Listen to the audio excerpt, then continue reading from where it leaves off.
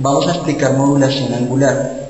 La modulación angular se trata de convertir una señal baja en frecuencia a una señal de mayor frecuencia, ¿sí?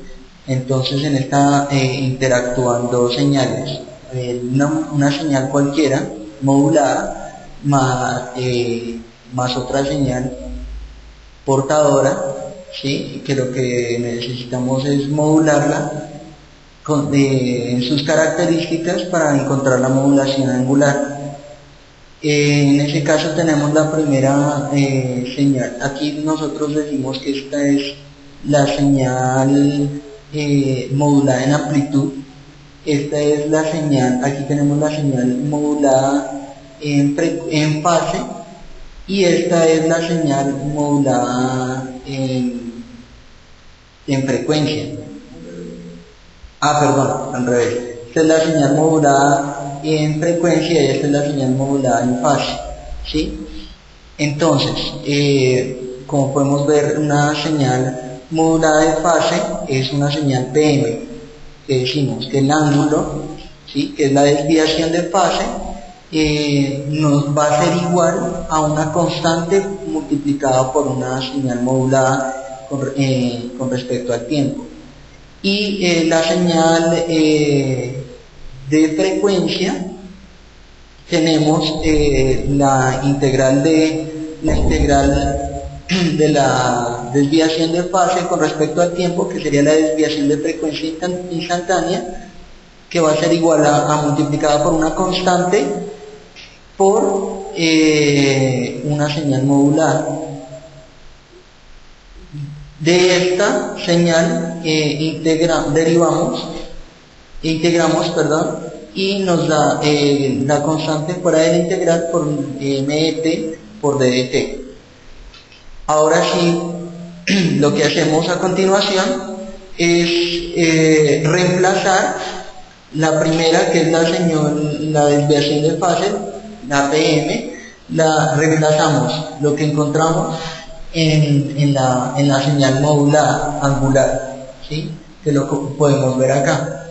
La constante, lo reemplazamos el phi de t, el ángulo, por la constante en la modulación de tiempo. Y lo mismo para Fm, reemplazamos en la integral la constante por la integral en met por dt. Ahora sí, para llegar a la modulación angular final, decimos que mt, ¿sí?, que lo tenemos acá, es igual a m por coseno de m de la frecuencia modulada en el tiempo, y reemplazamos. Entonces decimos que mt, la modulación angular, es igual a la señal portadora, y reemplazamos, entonces tenemos la constante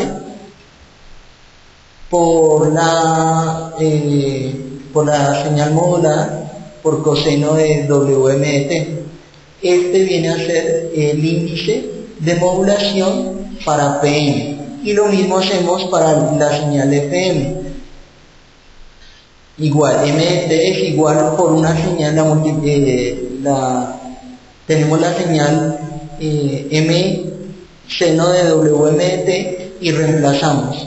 Entonces nos queda, haciendo la integral, ¿sí?, nos queda por la constante de la señal por coseno por la derivada interna de wmt, que viene a ser wm. Este viene a ser el otro índice de modulación, ¿sí?, y llegamos a una ecuación general. Como ya tenemos los dos índices de modulación, sacamos una ecuación general de la señal angular total, que viene a ser a coseno de wct más el índice general para la modulación angular de coseno de wmt. A esta ecuación general se le aplica una identidad trigonométrica, ¿sí?, que es la primera parte esto de aquí por, o sea, A, lo que decimos A coseno WC de T por el índice de coseno WM de T, que es la segunda parte. Entonces, eso más la segunda expresión por la otra expresión que tenemos acá. Entonces eso nos da, la modulación angular nos da la primera expresión A coseno de WC de T por la segunda expresión coseno de W, índice de modulación por coseno de WC de T, menos la segunda señal, ¿sí? A seno de WC de T por seno de el índice de modulación por la señal modulada del coseno de WM de T. Después de haber aplicado la identidad trigonométrica, nosotros podemos ver que la señal es una señal periódica en la función y podemos aplicar Fourier, pero antes de aplicar Fourier tenemos que encontrar la ecuación, aplicar la ecuación de Euler, ¿sí? Que dice que es la siguiente expresión, E elevado a la J por el índice de modulación por el seno de WM de T, que nos da coseno del índice de modulación por la señal sinusoidal de WM de T más J de seno del índice de modulación por seno de WM de T. Al aplicar esta ecuación, nosotros podemos aplicarle ya la transformada de Fourier a estas dos expresiones, ¿sí? A phi seno de T de WM de T y a J seno de phi seno de WM de T. Al aplicarle la transformada, podemos obtener este resultado: E a la J por phi por el coeficiente, el índice de modulación por la señal, ¿sí? Que nos dice la cantidad n es el número de frecuencias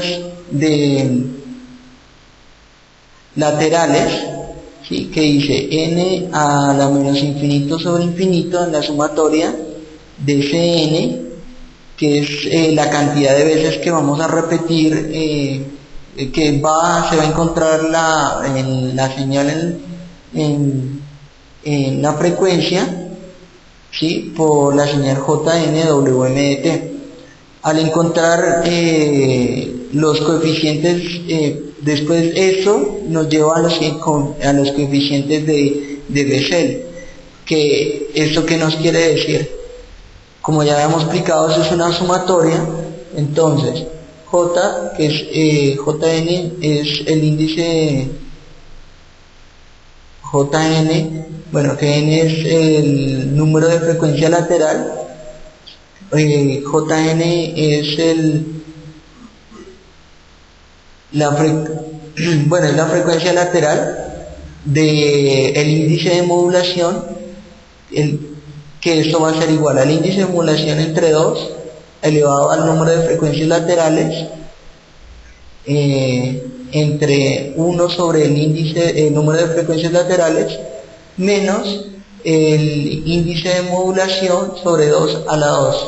Igual, bueno, como podemos ver, pues es una ecuación que es la de Bessel para poder llegar a encontrar las sumatorias de 1 factorial por n más 1, pues n frecuencias laterales por 1 por n factorial, y así sucesivamente según la cantidad de índices que nosotros tengamos en la ecuación.